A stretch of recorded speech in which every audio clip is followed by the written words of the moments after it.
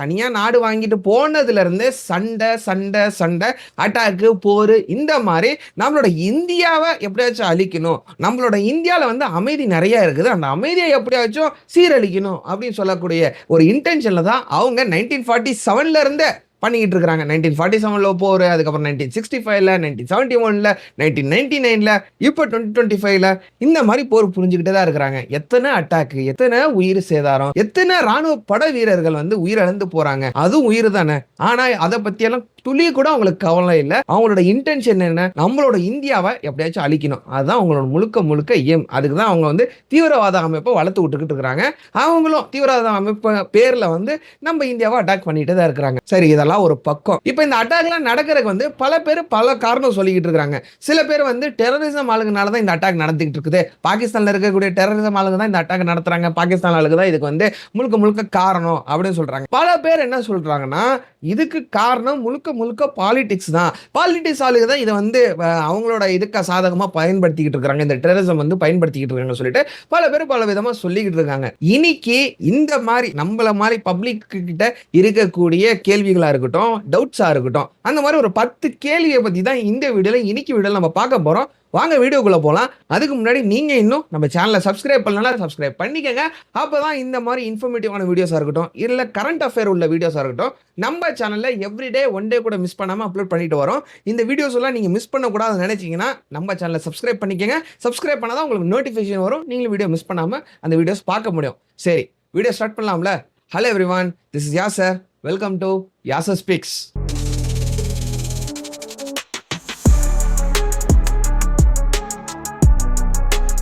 First வந்து Pahalgam attack நடக்கும்போது அந்த இடத்துல வந்து எந்த ஒரு செக்யூரிட்டி சிஸ்டமே இல்லையே.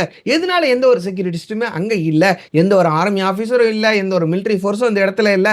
எப்போதுமே அந்த இடத்துல இருக்கும். பிகாஸ் அந்த இடம் அப்படியாப்பட்ட இடம், அந்த இடம் ஜம்மு காஷ்மீராக இருக்கட்டும், அந்த எல்ஓசி பார்டராக இருக்கட்டும், அங்கே வந்து இந்த மாதிரி டெரரிசம் அட்டாக் வந்து அப்பப்போ நடந்துக்கிட்டே இருக்கும். ஸோ அங்கே வந்து டைட்டான செக்யூரிட்டி எப்போவுமே இருப்பாங்க. ஆனால் நாங்கள் அந்த டைமில் போனப்போ இதை வந்து சொல்கிறது யாருன்னா அந்த ஊர் ஜனங்களே சொல்கிறாங்க, அந்த டைமில் அந்த அட்டாக் நடக்கக்கூடிய அந்த டைம்ல வந்து எந்த ஒரு செக்யூரிட்டி சிஸ்டமும் அங்க இல்ல, எந்த ஒரு டைட்டான செக்யூரிட்டி அங்க இல்ல. சாதாரணமா நம்ம ஊட்டி கொடைக்கானல் நம்ம டூர் போயிட்டு வரோம்ல, அந்த மாதிரி தான் அந்த டூரிஸ்டுகள்லாம் போயிட்டு வந்துட்டு இருந்திருக்காங்க அப்படின்னு சொல்லப்படக்கூடிய நியூஸ் வந்து பல பேர்கிட்ட பேசப்பட்டுச்சு. பல பேர் வந்து இது கேள்வியே கேட்கறாங்க, எப்படி வந்து இந்த மாதிரி ஃப்ரீயா சிஸ்டம் விட்டுட்டீங்க, அந்த மாதிரி இடமே கிடையாது. இப்பதானே புல்வாமா அட்டாக்னு சொல்லப்படக்கூடிய ஒரு அட்டாக் நடந்துச்சு, நம்ம அந்த அட்டாக் நடந்து நம்மளோட சிஸ்டம் வந்து செக்யூரிட்டி சிஸ்டம் எவ்வளவு ஸ்ட்ராங்கா இருக்கணும், ஆனா இப்படி நம்ம உயிரை பறி கொடுத்துட்டோமே, 26 அப்பாவி உயிரை பறி கொடுத்துட்டோம், இதுக்கு யார் பொறுப்பேற்றுக்குவா அப்படின்னு சொல்லப்படக்கூடிய ஒரு கேள்வி வந்து பல பேர் இப்ப கேட்டுக்கிட்டு இருக்காங்க. அடுத்த கேள்வி வந்து நம்மளோட நேஷனல் இன்டெலிஜென்ஸ் டீம்லாம் என்ன பண்ணிக்கிட்டு இருந்தாங்க, இப்படியாப்பட்ட ஒரு அட்டாக் நடக்க போறத அவங்க கண்டுபிடிக்காம அவங்க என்ன பண்ணிக்கிட்டு இருந்தாங்க. அப்படியாப்பட்ட நேஷனல் இன்டெலிஜென்ஸ் டீம் வந்து நம்மளுக்கு எதுக்கு தேவை, இது அவங்களோட தப்பு தான், அவங்க வந்து இதை அதை வந்து தடுத்திருக்கலாம், இவங்க வந்து அசால்ட்டா விட்டுட்டாங்க, அந்த அளவுக்கு கவனக்குறைவா இருந்திருக்காங்க அப்படின்னு சொல்லப்படக்கூடிய கேள்வியை வைக்கிறாங்க. அண்ட் அஃப்கோர்ஸ் இதோட சேர்த்து அவங்க என்ன சொல்றாங்கன்னா, நம்ம சாதாரண மக்கள் என்ன சொல்றாங்கன்னா, 3800 கோடி கிட்ட நம்ம இன்டெலிஜென்ஸ் டீமுக்கு வருஷத்துக்கு ஸ்பெண்ட் பண்ணிக்கிட்டு இருக்கோம். அதுக்கப்புறம் 1.5 லட்சம் கோடி 1.43 lakhs crore கிட்ட நம்ம வந்து ஆர்ம்டு போலீஸ் ஃபோர்ஸுக்கு வந்து ஸ்பெண்ட் பண்ணிட்டு இருக்கோம் வருஷத்துக்கு. அதுக்கப்புறம் 89 கோடி கிட்ட நேஷனல் இன்டெலிஜென்ஸ் கிரைட் அப்படின்னு சொல்லப்படக்கூடிய நாட் கிரைட் அப்படின்னு சொல்லுவாங்க, இந்த டீமுக்கு வந்து நம்ம வருஷத்துக்கு ஸ்பெண்ட் பண்ணிட்டு இருக்கோம். அதுக்கப்புறம் 2,19,000 கோடி கிட்ட நம்ம மினிஸ்ட்ரி ஹோம் அஃபேர்ஸுக்கு நம்ம ஸ்பெண்ட் பண்ணிட்டு இருக்கோம். 3.5 லட்சம் கோடி கிட்ட வருஷத்துக்கு இந்த இன்டெலிஜென்ஸ் டீமுக்கு நம்ம ஸ்பெண்ட் பண்ணிக்கிட்டு இருக்கோமே. ஆனா இப்ப ஸ்பெண்ட் பண்றதுல எந்த ஒரு பிரச்சனையும் இல்லை, நம்ம கரெக்டாக தான் ஸ்பெண்ட் பண்ணிக்கிட்டு இருக்கோம். இந்த அளவுக்கு ஸ்பெண்ட் பண்ணியும் நம்மளுக்கு அவுட்புட் வரல, அப்பாவி உயிர்கள் வந்து பறி போயிருச்சு, இதை யார் பொறுப்பேற்றுக்குவா அப்படின்னு சொல்லப்பட கேள்வி வந்து பல பேர் கேட்டுக்கிட்டு இருக்காங்க. அதுக்கு அடுத்தது மூணாவது வரக்கூடிய கேள்வி என்னன்னா, இந்த ஒரு நேவி ஆபீசர் வந்து அங்க இறந்து போயிட்டாரு, அவரோட பேர் வந்து விஜய் நார்வால். இந்த நேவி ஆபீசர் அங்க இறக்க போறதுக்கு முன்னாடி அந்த இடத்துல வந்து அவருக்கு உயிர் 1.5 மணி நேரத்துக்கிட்ட உயிர் இருந்திருக்குது. அவங்க சுட்டதுக்கு அப்புறமும், அந்த டெரரிஸ்ட் சுட்டதுக்கு அப்புறமும் உயிர் அவர் உடம்புல இருந்திருக்குது. அதுக்கப்புறமா அவரை காப்பாத்துறதுக்கு எந்த ஒரு ஆர்மியும் வரல, எந்த ஒரு போலீஸ் ஆபீசரும் வரல. இது எப்படி சாத்தியம், எப்படி யாருமே அந்த இடத்துக்கு வரல அப்படின்னு சொல்லப்படக்கூடிய கேள்வி வந்து எல்லாரும் கேட்டுக்கிட்டு இருக்காங்க. அடுத்த கேள்வி என்னன்னு பார்த்தோம்னா, இந்த பஹல்காம் அட்டாக் வந்து எப்ப நடந்துச்சு, ஏப்ரல் மாதம் 22ஆம் தேதி நடந்துச்சு. அதே டைம்ல வந்து நம்ம மோடிஜி அவர்கள் வந்து அந்த காஷ்மீருக்கு போக வேண்டியது, ஜம்மு அண்ட் காஷ்மீருக்கு போக வேண்டியது. ஆனா ஜம்மு அண்ட் காஷ்மீருக்கு போகாம திடீர்னு அவரோட பிளானை வந்து வந்து அவர் சவுதிக்கு போற விதமா மாத்திக்கிட்டாரு. இத்தனைக்கும் வைஸ் பிரசிடென்ட்லாம் அமெரிக்காவோட வைஸ் பிரசிடென்ட்லாம் வராரு. ஆனா அவர் வந்து அவர்கிட்ட எதுவுமே பேச்சுவார்த்தை நடத்தாம அப்ப கூட இந்த ட்ரேட் வார்லாம் நடந்துகிட்டு இருந்துச்சு. அமெரிக்கா வந்து எக்கச்சக்கமான டாக்ஸ் எல்லாம் போட்டுக்கிட்டு இருந்தாங்க. சோ அத பத்தியெல்லாம் அவர் பேசாம எதுக்கு திடீர்னு சவுதிக்கு கிளம்பி போகணும், எதுக்கு ஜம்மு அண்ட் காஷ்மீரோட பிளான் வந்து திடீர்னு கேன்சல் பண்ணணும் அப்படின்னு சொல்லப்படக்கூடிய கேள்வி வந்து அப்படின்னு கேட்கக்கூடிய ஒரு டவுட் வந்து எல்லாத்துக்கிட்டே பப்ளிக் கிட்ட இருக்குது. அடுத்தது வந்து அமித்ஷா அவர்கள் வந்து இந்த பஹல்காம் அட்டாக் நடந்துச்சுல, அந்த அட்டாக் நடக்கிறதுக்கு ஒரு மாசத்துக்கு முன்னாடி ஜம்மு அண்ட் காஷ்மீர் போயிருக்காரு. எதுக்கு போயிருக்காருன்னு பார்த்தோம்னா அங்க ஒரு மீட்டிங் ஒன்று நடந்திருக்கு. அந்த மீட்டிங்ல கலந்துக்கிறதுக்காக அந்த இடத்துக்கு போயிருக்காரு. அந்த மீட்டிங் எதுக்காக அரேஞ்ச் பண்ணிருக்காங்க பார்த்தோம்னா, அந்த மீட்டிங் வந்து பொதுவாக அந்த ஜம்மு அண்ட் காஷ்மீரை செக்யூரிட்டி சேஃப்டி எல்லாம் எப்படி டைட் பண்றது, எப்படி இன்னும் நம்ம வந்து ஜம்மு அண்ட் காஷ்மீரை சேஃப்டியா பாதுகாக்கிறது. பிகாஸ் அங்க வந்து டெரரிசம் அட்டாக் நிறைய நடந்துகிட்டே இருக்குல்ல. ஸோ சேஃப்டியா நம்ம ஜம்மு அண்ட் காஷ்மீர் பாதுகாக்கணும், அதை வந்து டிஸ்கஸ் பண்றதுக்காக அந்த மீட்டிங்க்கு அவர் போயிருக்காரு. ஆனா இங்க வந்து என்ன நடக்குதுன்னா, இந்த மீட்டிங்ல வந்து அந்த ஜம்மு அண்ட் காஷ்மீரோட சிஎம் உமர் அப்துல்லா வந்து இவர் வந்து இன்வைட் பண்ணல. இவர் வந்து அந்த மீட்டிங்ல அலோவ் பண்ணல. யாரு? அமித்ஷா ஜி வந்து அலோவ் பண்ணல. எதனால அவரை வந்து அலோவ் பண்ணல? எதுக்கு அந்த அந்த ஊரோட சிஎம், அந்த ஸ்டேட்டோட சிஎம்வே நீங்க அலோவ் பண்ணாம அப்படி என்ன நீங்க சீக்கிரட்டா பேசிக்கிட்டீங்க அப்படின்னு சொல்லப்படக்கூடிய ஒரு கேள்வி வந்து பல பேர் அங்க உள்ள கேட்டுக்கிட்டு இருக்காங்க. அடுத்த கேள்வி வந்து, இப்ப இந்த பஹல்காம்ல ஒரு அட்டாக் நடந்துச்சு. இப்ப இந்த பஹல்காம்ல ஒரு அட்டாக் நடந்த மாதிரி தான் கொஞ்சம் பின்னாடி போய் பார்த்தோம்னா ஒரு இதோட மோசமான ஒரு அட்டாக், இதோட கொடூரமான அட்டாக் ஒன்று நடந்துச்சு. அதோட அட்டாக்கோட பேர் தான் புல்வாமா அட்டாக். இது நம்ம எல்லாத்துக்கும் தெரியும். அதுலயும் எக்கச்சக்கமான சோல்ஜர்ஸ், நம்ம ராணுவப்படை வீரர்கள் வந்து உயிரிழந்து போனாங்க. இப்ப இந்த ரெண்டு அட்டாக்கும் கரெக்டா எப்ப நடக்குது நம்ம கொஞ்சம் இன்டெப்தா போய் பார்த்தோம்னா, இந்த அட்டாக் நடந்து கொஞ்ச நாள்ல எலெக்ஷன் வரும். இப்போ புல்வாமா அட்டாக் நடக்கிறப்பயும் எலெக்ஷன் நியர்பை தான் இருந்துச்சு. இப்போ பஹல்காம்ல ஒரு அட்டாக் நடந்துக்குது, இன்னும் கொஞ்ச நாள்ல எலெக்ஷன் நடக்க போகுது.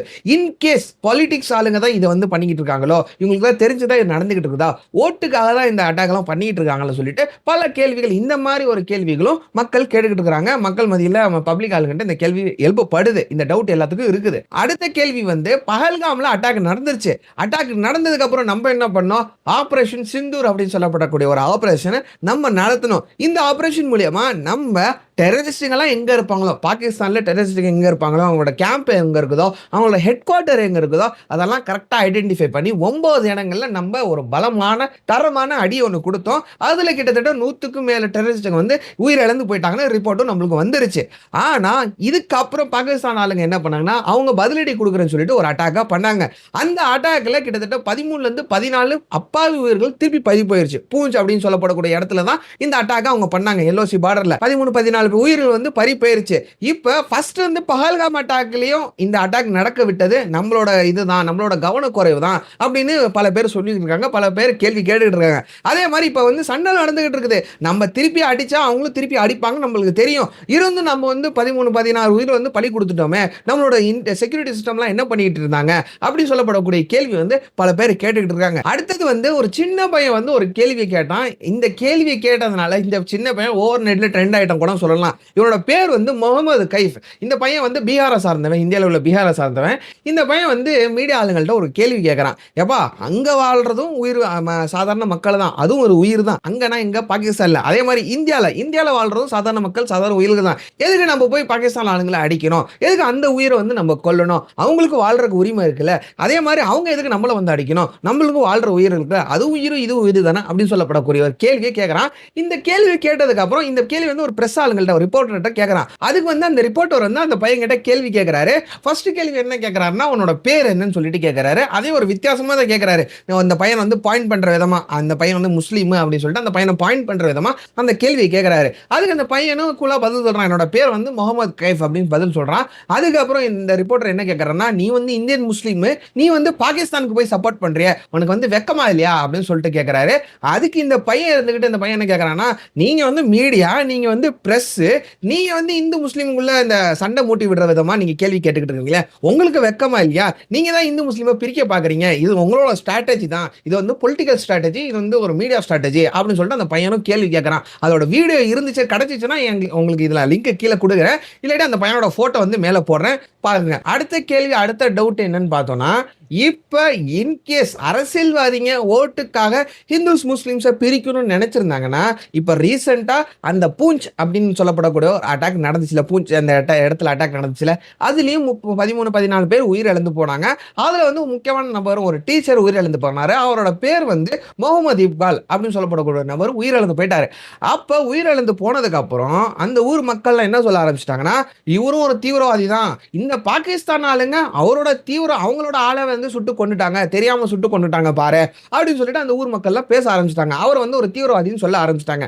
அதுக்கு அந்த ஊர் கவர்மெண்டா இருக்கட்டும், அந்த ஊர் போலீஸ் ஆளுங்களா இருக்கட்டும், அவங்க வந்து என்ன சொன்னாங்கன்னா, இனிமேல் இவர் அந்த முகமது இக்பாலை வந்து நீங்க தீவிரவாதின்னு போர்ட்ரேட் பண்ணீங்கன்னா, அவர் வந்து தீவிரவாதின்னு சொன்னீங்கன்னா, உங்க மேல நாங்க ஆக்ஷன் எடுப்போம். உங்கள நாங்க ஜெயிலையும் பிடிச்சு போடுவோம் சொல்லிட்டு அந்த ஊர் மக்கள் எல்லாம் வார்ன் பண்ணாங்க. அந்த பொலிட்டீஷியன்ஸா இருக்கட்டும், அந்த ஊர் ஆளுங்களா இருக்கட்டும், அந்த ஊர் கவர்மெண்டா இருக்கட்டும், எல்லாரும் வார்ன் பண்ணாங்க. இன்கேஸ் இந்த மாதிரி அரசியல்வாதிங்க வந்து ஏதாச்சும் இந்துஸ் முஸ்லிம்ஸை பிரிச்சு அவங்கள்ட்ட இருந்து ஓட்டு வாங்கணும், முஸ்லிம்ஸ் வந்து டெரரிஸ்ட்னு போர்ட்ரேட் பண்ணணும் அவங்க நினைச்சிருந்தாங்கன்னா, இதுக்கு இந்த மாதிரி சப்போர்ட் பண்ணணும் அப்படின்னு சொல்லப்படக்கூடிய கேள்வியும் பல பேர் கேட்டுக்கிட்டு இருக்காங்க. இதுக்கு அடுத்தது வர்றதுதான் லாஸ்ட் கேள்வி இது. இப்ப இந்த சண்டை நடந்துச்சுல, இந்த பஹல்காம் அட்டாக் நடந்துச்சுல, இந்த பஹல்காம் அட்டாக் நடத்துனது ஒருவேளை இதுக்கு காரணம் சைனாவா இருக்குமோ? சைனா ஆளுங்க தான் தூண்டி விட்டு பாகிஸ்தான் ஆளுங்களை தூண்டி விட்டு இந்த அட்டாக்கை நடத்துனாங்களோ? எதுக்கு திடீர்னு இந்த மாதிரி டவுட் இருக்கணும், இந்த மாதிரி கேள்வி இருக்கும் நம்ம போய் பார்த்தோம்னா, பிகாஸ் இப்ப சைனா ஆளுங்க இந்த அட்டாக்கை நடத்தி இருந்தாங்கன்னா, பாகிஸ்தான் மூலியமா நம்ம நாட்டுக்குள்ள இந்த அட்டாக்கை நடத்தியிருந்தாங்கன்னா, இவங்களுக்கு ஒரு மிகப்பெரிய லாபம் இருக்குது. என்ன லாபம்னு பார்த்தோம்னா, இப்போ கொஞ்சம் பின்னாடி போய் பார்த்தோம்னா, நம்மளும் நிறைய வீடியோஸ் போட்டிருக்கிறோம். இந்த அமெரிக்காவுக்கும் மற்ற நாடுகளுக்கும் ட்ரேட் வார் நடந்துகிட்டு இருந்துச்சு. அதுல முக்கியமா அமெரிக்காவுக்கும் சைனாக்கும் ட்ரேட் வார் நிறைய நடந்துகிட்டு இருந்துச்சு. ரொம்ப எக்கச்சக்கமான டாக்ஸ் நம்ம டொனால்ட் ட்ரம்ப் வந்து சைனா ஆளுங்களுக்கு போட்டாரு. சைனாலும் மாத்தி மாத்தி டாக்ஸ் போட்டுக்கிட்டு இருந்தாங்க, அடிச்சுக்கிட்டு இருந்தாங்க. இப்ப டாக்ஸ் போட ஆரம்பிச்சோடனே ஒரு டவுட் வந்துச்சு. பல பேர் வந்து என்ன பண்ண ஆரம்பிச்சிட்டாங்கன்னா, இப்ப சைனால இருக்கக்கூடிய மேனுஃபேக்சர் யூனிட் எல்லாமே அடுத்ததான் நம்ம இந்தியாவுக்கு மாத்திரும். ஏன்னா இந்தியாவுக்கு வந்து 10, 15%, 20% டாக்ஸ் இருந்துச்சு. அங்க வந்து 200, 250% டாக்ஸ் போட்டு வச்சிருந்தாரு டொனால்ட் ட்ரம்ப். அங்க மாத்திட்டோம்னா இங்க இருந்து நம்ம இம்போர்ட் பண்ண 20, 25% தான். சோ மேனுஃபேக்சர் யூனிட் எல்லாம் இங்கே போட்டுருவோம் அப்படின்னு சொல்லிட்டு ஒரு பேச்சு வந்துச்சு.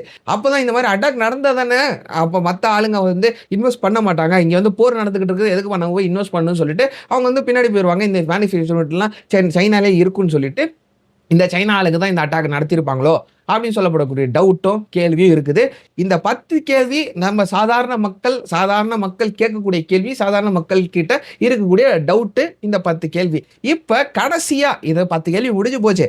கடைசியா என்கிட்ட ஒரு கொஸ்டின் என்ன இருக்குன்னா, இப்போ வந்து இந்த போர் வேணாம்னு சொல்லிட்டு நம்ம காங்கிரஸ் பார்ட்டி ஆளுங்க போர் வேணாம், வந்து சமாதானமா போயிடும், பீஸ்ஃபுல்லா போயிடும் சொல்லிட்டு நம்ம வந்து சொல்லிக்கிட்டு இருந்தாங்க, இந்த காங்கிரஸ் ஆளுங்க சொல்லிக்கிட்டு இருந்தாங்க.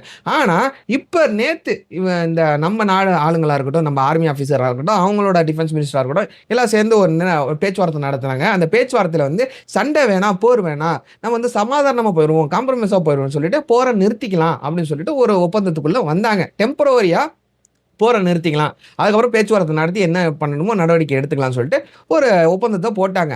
ஆனா இந்த ஒப்பந்தத்துக்கு வந்ததுக்கு அப்புறம் இதே காங்கிரஸ் ஆளுங்க என்ன பண்ண ஆரம்பிச்சிட்டாங்கன்னா, என்னவா சண்டையை வந்து நிப்பாட்டிட்டீங்க, அவங்கள வந்து அடிச்சிருக்கணுமே, இதுதான் உங்களால முடியுமா? மோடி கவர்மெண்ட்னால இது மட்டும் தான் முடியுமா? உங்களுக்கு இந்திரா காந்தினா யாருன்னு தெரியுமா?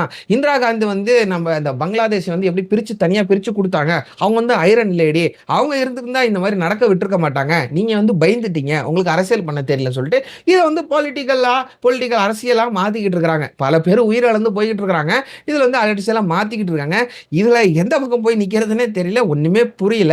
ஆனா என்னதான் சண்டை நடந்தாலும், என்னதான் மிகப்பெரிய பிரச்சனை நடந்தாலும், இங்க உயிரிழக்க போறதோ சாதாரண மக்கள் தான். இப்ப நம்ம உட்கார்ந்து இங்க வீடியோ போட்டுறோம், நம்ம உட்கார்ந்து வீடியோ பார்த்துறோம். ஆனா இதுல ஃபர்ஸ்ட் யார் பாதிக்கப்படுறாங்கன்னு பார்த்தோம்னா, அந்த பார்டர்ல இருக்க மக்கள் தான். பாகிஸ்தான்ல எல்லையில இருக்கிற மக்களா இருக்கட்டும், இல்ல இந்த இந்தியாவில் இருக்கக்கூடிய எல்லையில இருக்கக்கூடிய மக்களா இருக்கட்டும், இவங்க தான் ஃபர்ஸ்ட் பாதிக்கப்படுறாங்க. அண்ட் இன்னொரு விஷயம் என்னன்னா, இந்த பாகிஸ்தான் ஆளுங்க என்ன பண்ணியிருந்தாங்கன்னா, இப்போ இந்த லாகூர்ல வந்து நம்ம அட்டாக் பண்ணோம்ல, அந்த மிலிட்டரி பேஸை அடிச்சோம்ல, அடிச்சதுக்கு அப்புறம் இவங்க வந்து திடீர்னு இப்போ நம்மளுக்கு சண்டை நடந்துகிட்டு இருக்குது, அவங்க ஆளுங்களும் நம்ம ஆளுங்களும் சண்டை போட்டுக்கிட்டு இருக்கோம், அவங்க வந்து ட்ரோன் அமைச்சுக்கிட்டு இருக்காங்க, அதை வந்து நம்ம நியூட்ரலைஸ் பண்ணிக்கிட்டு இருக்கோம் நம்ம டிஃபென்ஸ் சிஸ்டம் வச்சு. லாகூர்ல இருந்து திடீர்னு டொமஸ்டிக் ஃபிளைட் எல்லாம் திரும்பி ஆரம்பிச்சு விட்டாங்க, திரும்பி ஏகத்துல கொண்டு வந்துட்டாங்க. இப்போ டொமஸ்டிக் ஃபிளைட் அங்க பறந்துகிட்டு இருந்துச்சுன்னா நம்ம வந்து யாரை அடிக்கிறதுன்னு தெரியல.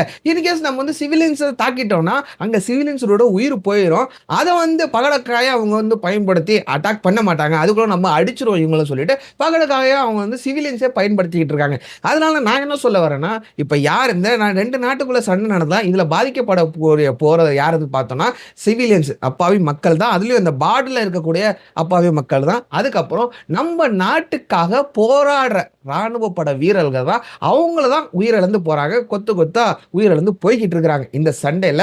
ஸோ நம்ம வந்து பீஸா போறதும் நம்ம எல்லாத்துக்கும் நல்லது. நம்ம பீஸா போயிடணும். இல்லையா இறங்கி அடிச்சிடணும்.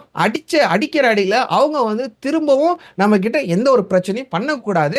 இவங்க வந்து விட்டுக்கிட்டே இருந்தாலும் வச்சுக்கலாம். இப்போ வந்து சீஸ் ஃபயர்னு ஆரம்பிச்சுட்டாங்க. சீஸ் ஃபயர்னு சொல்லிட்டாங்க. வேணாம் சண்டை வேணாம், நம்ம வந்து காம்ப்ரமைஸா போவோம்னு சொல்லிட்டு சீஸ் ஃபயர்னு கொடுத்துட்டாங்க. ஆனா இது எத்தனை நாளைக்கு நீடிக்கும்? ஃபர்ஸ்ட் 1947 ஒரு சீஸ் ஃபயர் கொடுத்தாங்க. திருப்பி போர் ஆரம்பிச்சாங்க. திருப்பி சண்டை போட்டாங்க. இப்போ திருப்பி சீஸ் ஃபயர். இந்த சீஸ் ஃபயர் கொடுத்து 3 ஹவர் கூட தாக்கு பிடிக்கல. திருப்பி அடிக்க ஆரம்பிச்சிட்டாங்க. பாகிஸ்தான் ஆளுங்க நம்மள தாக்க ஆரம்பிச்சிட்டாங்க. இது வந்து சண்டை நடந்துகிட்டு இருக்குது. இந்த வீடியோ தான் இன்னைக்கு போடதா இருந்தேன். ஆனா ஒரு கரெக்டான ஒரு இன்ஃபர்மேஷன் வரட்டும், ஃபுல்லா என்ன நடக்குதுன்னு சொல்லிட்டு ஒரு இன்ஃபர்மேஷன் வரட்டும் சொல்லிட்டு அதை கலெக்ட் பண்ணிட்டு அந்த வீடியோ நெக்ஸ்டா கொடுப்போம், நெக்ஸ்டா அப்லோட் பண்ணுவோம் சொல்லிட்டு தான் இன்னைக்கு இந்த வீடியோ அப்லோட் பண்ணேன். நாளைக்கு இந்த சண்டை வந்து நின்றுச்சா, போர் வந்து நின்றுச்சா, சீஸ் ஃபயர்னு சொன்னாங்கல்ல, இந்த சீஸ் ஃபயர் நடந்துருச்சா, நம்ம வந்து சண்டை போட போறது இல்லையா, இல்ல நம்ம வந்து போர் தொடங்க போறோமா சொல்லிட்டு ஒரு டீட்டெயிலான வீடியோல நாளைக்கு வீடியோல பார்க்கலாம். டில் தென் டேக் கேர், பாதுகாப்பா இருங்க. பாய்.